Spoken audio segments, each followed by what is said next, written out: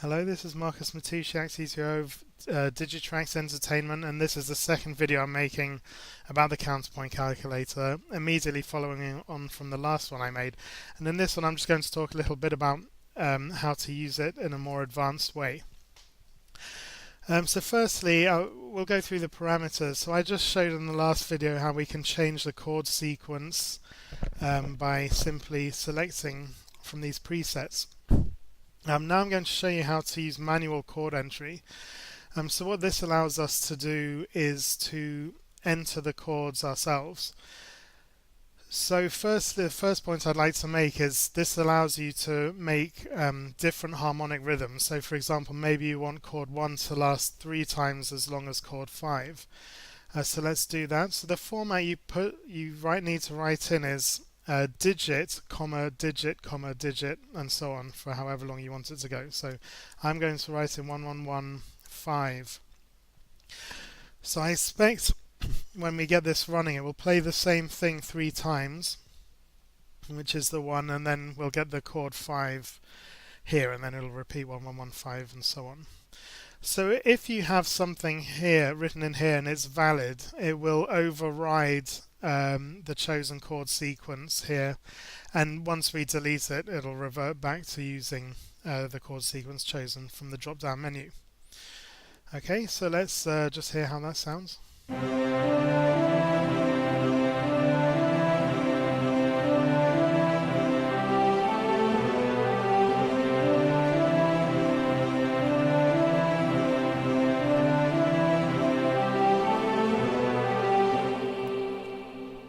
Okay, so that's how we get the chord sequences going, and it was almost like Frere Jacques there. Like, let's just see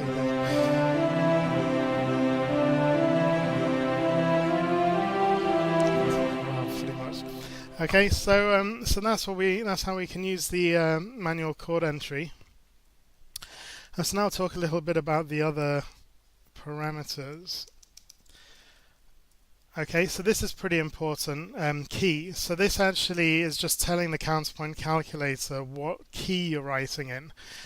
Now modes don't matter, but the key does, because it just needs to know what you're writing. Basically, the notes that you're writing are in relation to what root or bass. So let's choose a flat, or maybe we do something in G minor or B flat major. So what I'm going to do here is write in some notes in that key, but I'm actually not going to write them in the major, so I just want to show that it doesn't matter what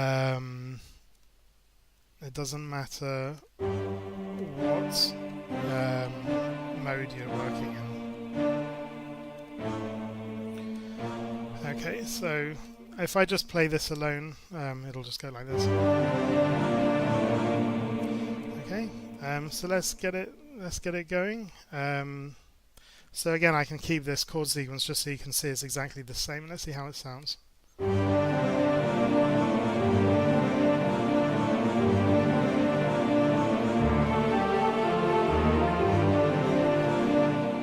Okay, so let's make it higher. So yeah, this is a good time to talk about the range parameters. So as you change the range it can go in, of course, it will move the notes up or down. The range of MIDI notes goes between 0 and 127. So let's hear how that sounds now.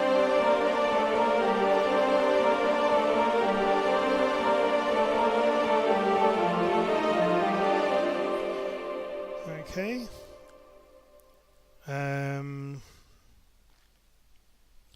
So the next thing to show is the modulation period. So we can get this to modulate by putting in values here. So what this means, the modulation period means that once after every chord sequence it'll modulate, and the modulation value tells it by how much in terms of how far you need to raise the root note to get the modulation. So if I put 5, it will modulate by moving the root up 5 semitones, so here from G to C, and that comes with the addition of a flat. So if you put in 5, you'll be adding a flat. If you put in 7, you'll be adding a sharp, and so on. Okay, so I'll set this to modulate once every 2 times round.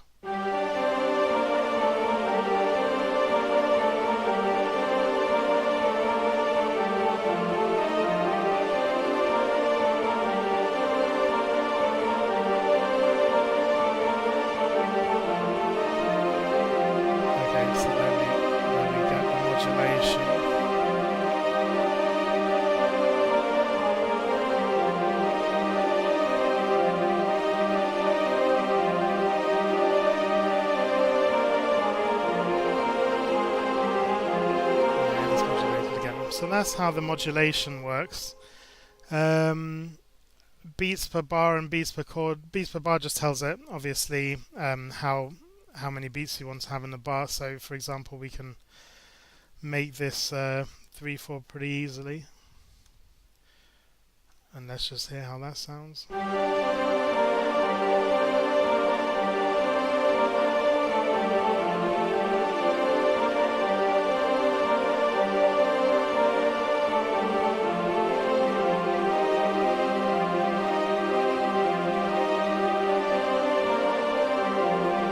Okay, so that's how it works. Have fun using it. If you have any questions, please get in touch and I'll be more than happy to answer them. Thank you.